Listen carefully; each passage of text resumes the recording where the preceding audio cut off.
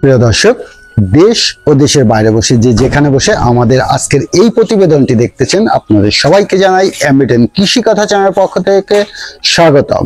প্রিয় দর্শক, আজকে আমি চলে আসছি রাজাপুর থানা সাতুরি ইউনিয়নের সেই সাতুরিয়া গ্রামে বশির ভাইয়ের বাণিজ্যিক দুধের গরুর খামারে। আজকে আমরা বশির ভাইয়ের কাছ থেকে জানার চেষ্টা করব বিদেশি গরু লালন পালন পদ্ধতি, আয় ব্যয়, সুবিধা অসুবিধা সহ টুকিটাকি সকল বিষয়। আর এই পুরো প্রতিবেদন জুড়ে আপনাদের সাথে আছি আমি মানিক বিশ্বাস, ক্যামেরায় রয়েছে গৌরব বণিক।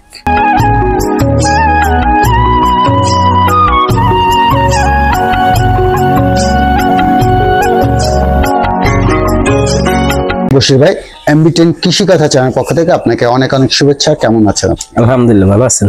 হ্যাঁ, আমিও খুব ভালো আছি। তো বশির ভাই, প্রথমে আমরা একটু জানতে চাবো যে আপনি এই যে বাণিজ্যিক ভাবে দুধের গাভী পালন করতেছেন, এটার উদ্বুদ্ধ হলেন কোত্থেকে?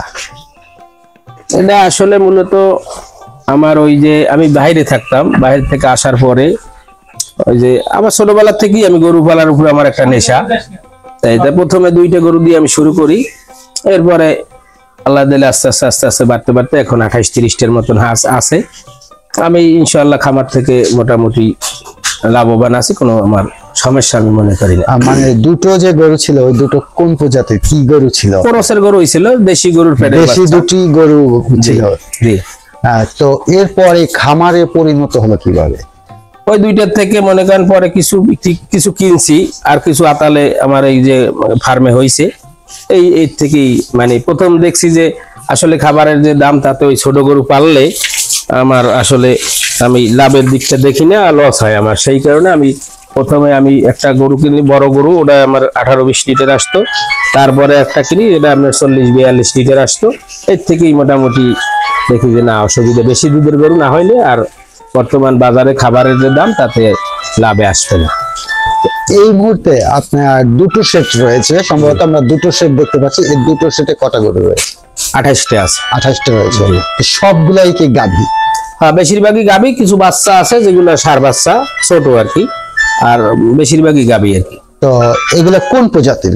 এগুলো হলস্টাইন ফ্রিজিয়ান, সবই হলস্টাইন ফ্রিজিয়ান। অন্য কোনো গাভী বা অন্য কোনো ষাঁড় নেই? না, অন্য কোনো জাত, সবই সব হলস্টাইন ফ্রিজিয়ান। তো আপনি হলস্টাইন ফ্রিজিয়ান বেছে নিলেন কেন?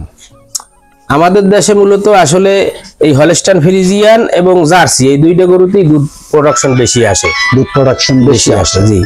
বর্তমানে জার্সি গরুর বীজ পাওয়া যায় না, ওটার সিমেন্স পাওয়া যায় না, বিদায় আমরা এই হলস্টাইন ফ্রিজিয়ানটা সচরাচর পাওয়া যায়, বিদায় আমি এই লাইনেই আগাইছি। তো আপনি কি বলতে চান যে যদি দুধের কেউ খামার তৈরি করে, জি, গাভী, দুধের গাভী এভাবে খামার তৈরি করে, তাহলে হলস্টাইন ফ্রিজিয়ান করাই কি বেটার? জি। আর তো আমরা আরেকটু জানতে চাবো ভাইজান, যে এই দুধের গাভী যেগুলো হলস্টাইন ফ্রিজিয়ান এবং সিন্ধি বা অন্যগুলা, এইগুলা যে মানে আপনার লালন পালন করার ভিতর কি কোনো ক্যাটাগরি রয়েছে কিনা? আছে, মনে করেন হলস্টাইন ফ্রিজিয়ানে ন্যূনতম যে গরুটা দুধ আসে, তাতে মনে করেন 15-18 লিটারের মতো দুধ আসে।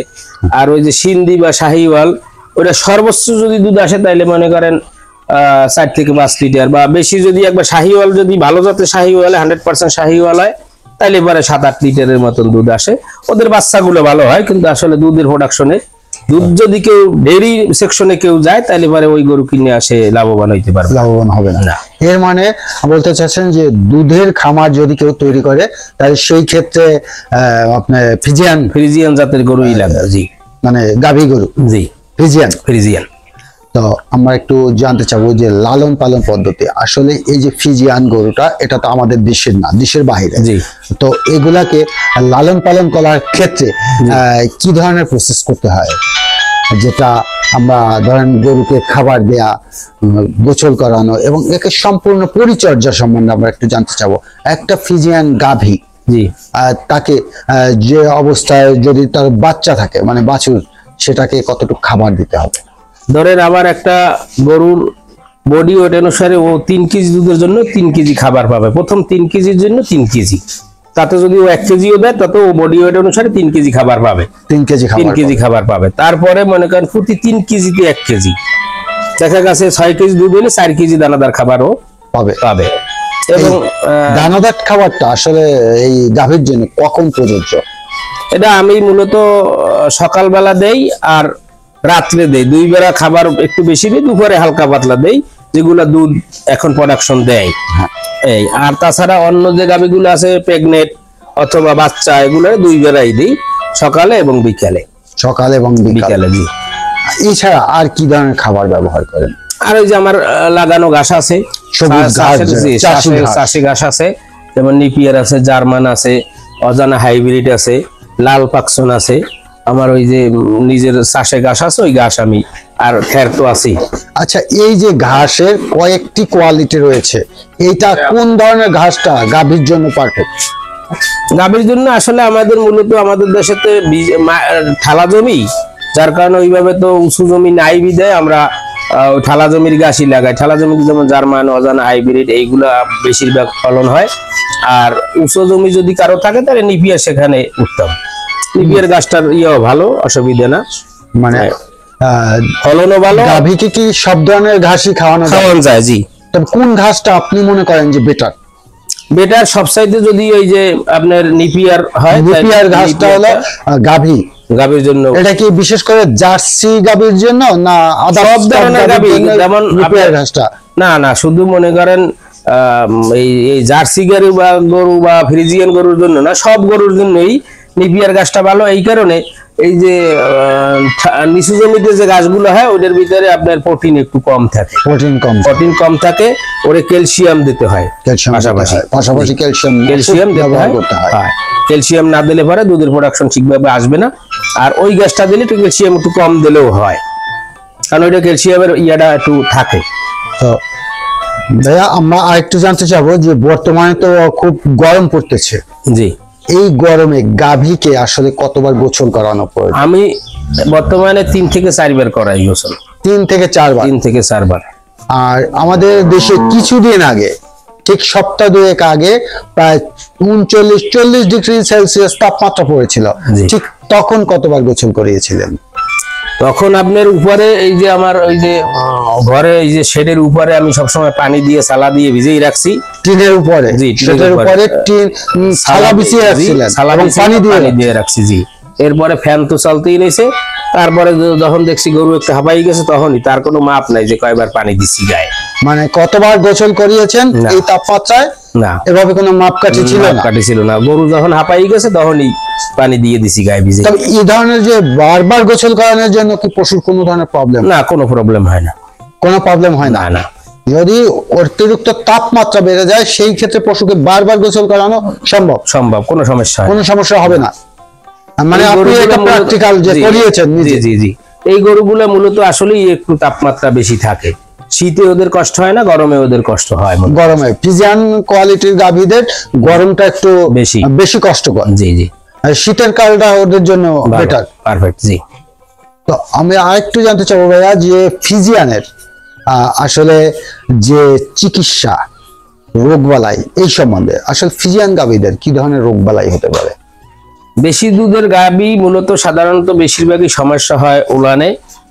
আর যদি মনে করেন ভ্যাকসিন দেওয়া থাকে, খুরা রোগটা ধরলেও সমস্যা হয়। আর মনে করেন ওই বেশি দুধের প্রোডাকশনের গাভীর উলানে একটু বেশিরভাগই সমস্যা দেখা দেয়। তবে সবসময়ের জন্য আতাল, পয় পরিষ্কার শেড, পয় পরিষ্কার রাখতে হয়। গোয়ালঘর সবসময় আপনার ওই জীবাণুমুক্ত আছে, লিকুইড ওষুধ, এগুলো ব্যবহার করতে হয়। তাহলে পরে আর ইনশাল্লাহ ওই ধরনের কোনো সমস্যা হয় না। তো ফ্রিজিয়ান গাভী, এই গাভীদের আসলে দুধ বাড়তি করার জন্য কি ধরনের খাবার দিলে ভালো হয়? খাবার মূলত আমি আসলে ওই যে বাজারে ফিড আছে, ও ফিড আমি খাওয়াই না। আমার নিজের মিল আছে, আমি নিজে মিলে ফিড তৈরি করি। ওই নিজের মিলের খাবারই আমি ওদেরকে খাওয়াই। মূলত আপনার ফিডে কি ব্যবহার করে? আমি মূলত গম, কুড়া, ডাল আর ভুট্টা। কোন ডালটা ব্যবহার করে? ডাল আপনি যে সময় যেটা পাই, মূলত বেশিরভাগই ডাবলি ব্যবহার করি, কিন্তু ডাবলি অনেক সময় পাওয়া যায় না। মুগের ডালও পাওয়া যায়, এই যে ধরনের যেমন এখন খেসারি পাওয়া যায়, যে সময় যেটা পাই ওই সময় ওইটাই ব্যবহার করি। ডাইলটা দিলে পরে আমের দুধের প্রোডাকশনটা বাড়ে। ডাল খাওয়ালে জি। দুধের প্রোডাকশন বাড়বে। আর হইলো যে আমের সয়াবিনের খৈর, কিন্তু আসলে ওটা তো মূলত আমরা এখন পাওয়া যায় না সচরাচর আমাদের এলাকায়, যার কারণে ওই ডাইলদের উপরেই আমরা নির্ভর করি। ডাইল আর সরিষার খৈর হালকা পাতলা দেই, ওটা না দিলেও সমস্যা নেই, কিন্তু দেই হালকা পাতলা। আর হইলো যে আপনার ডাইল, কুড়া, গম আর হইলে ভুট্টা, এই চারটে মিলেই আমি মিক্সার করে ভাঙ্গিয়া এরপরে আমি আমার গরুরে খাওয়াই। তো ভাইজান আপনার সেটের এখন সবচেয়ে বড় গরু কোনটা? বড় গরু এখন বর্তমানে আছে ওইটা। এই যে এটা, জি, এই গরুটার সাথে কি আপনার বাছুর রয়েছে এই ওটা মুহূর্তে? আমার, হ্যাঁ জি আছে, বাছুর আছে, এই মুহূর্তে বাছুর 4 বাছুর রয়েছে। আছে একটা। জি, আচ্ছা, আপনি এই গরুটার ওয়েট কত রয়েছে এখন?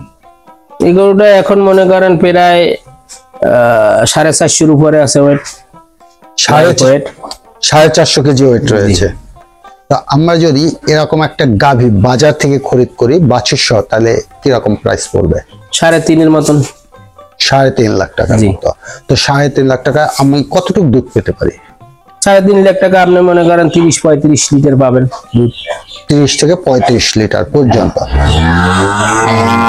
ভাইয়া আপনার এই সেটে গরুদের রাত্রে থাকার জন্য কি ধরনের ব্যবস্থা রয়েছে? রাত্রে আমি আসলে মূলত ওই যে ওই যে মশা মুক্তকরণ আপনার আছে নিকোডক্স যে স্প্রে, ওই স্প্রেটা ব্যবহার করি। ওটার সাথে ওই যে আপনার নিকোডক্স পাউডার, আর হইলো যে ওই যে পানি, ওই টিউবওয়েলের পানি, আর হইলো যে আপনার ফিনিশ 2 লিটার পানিতে 15 সিসি আমরা ফিনিশ এটা মিক্সার করে? জি, মিক্সার করে ওইটা স্প্রে গান দিয়ে স্প্রে করেন? জি। কোথায় কোথায় স্প্রে করেন? স্প্রে করে এই যে পায়ের নিচে, উপরে না, নিচে এবং আশেপাশে সব জায়গা দিলে পরে আর মশা আসে না। মশা থেকে বিরত থাকা যায়। মশা প্লাস মাছিও? মাছিও, জি। এটা থেকে বিরত থাকা যায়। জি। আর রাতের বেলা কি গরুদের কোনো ধরনের ফ্যান দেন? ফ্যান তো চলেই, 24 ঘন্টাই ফ্যান চলে। 24 ঘন্টা ফ্যান চলে? গরমে 24 ঘন্টাই ফ্যান চলে। তো এছাড়া আমাদের যে আপনার যে খামার রয়েছে, এখানে যে গাভীগুলা রয়েছে, এগুলাকে বছরে কোন ধরনের টিকা ব্যবহার করতে হয়? আমি ভ্যাকসিন বলা হয়। জি, আমি ওই যে প্রতি বছরে আপনার 2 বার খুরার ভ্যাকসিন দেই। আর বাদলার টিকা বাচ্চাগুলার, বড়গুলারে দেই না, বাচ্চাগুলারে দেই। আর ওই যে আপনার ওটা হলো ওই লাম্পি স্কিন ডিজিজ যেটা বলে, আমাদের দেশে পক্স বলে যেটারে, ওটারও ভ্যাকসিন আমি দেই প্রতি বছরে। ওই 3টে ভ্যাকসিনই বেশিরভাগ দেওয়া পড়ে আর কি। 3টা ভ্যাকসিন? জি। এটা দিতে হবে বাধ্যতামূলক। আর যদি খামারের সব পশুগুলোকে ভালো রাখতে হয়, সুস্থ রাখতে হয় সেই ক্ষেত্রে। জি। তো ভাইয়া আমি আর একটু জানতে চাবো, যদি আমাদের দেশের কোনো যুবক ভাই নতুন করে খামার তৈরি করতে হয়, খামার করার আগ্রহ হয়, তাদের উদ্দেশ্যে আপনি একটু বলবেন যে কোন ধরনের গরু থেকে প্রথমে খামার শুরু করা ভালো, লাভজনক হতে পারে? মূলত যদি কেউ একবারে নতুন হয়, আমি তারে বলবো প্রথমে ঘাসের প্লট তৈরি করতে হবে। ঘাস সর্বপ্রথম ঘাসের পালনের উদ্যোগ নিলে ঘাস ঘাসের চাষ করতে হবে, যেটা সবুজ ঘাস। জি।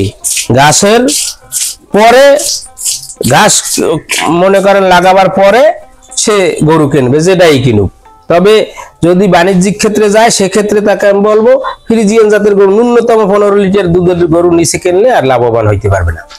নিচে 15 লিটার দুধ হতে হবে এবং সেটা ফ্রিজিয়ান গাভী হতে হবে। ফ্রিজিয়ান ছাড়া অন্যটা নিলে সে আসলে লাভটা তেমন করতে পারবে না।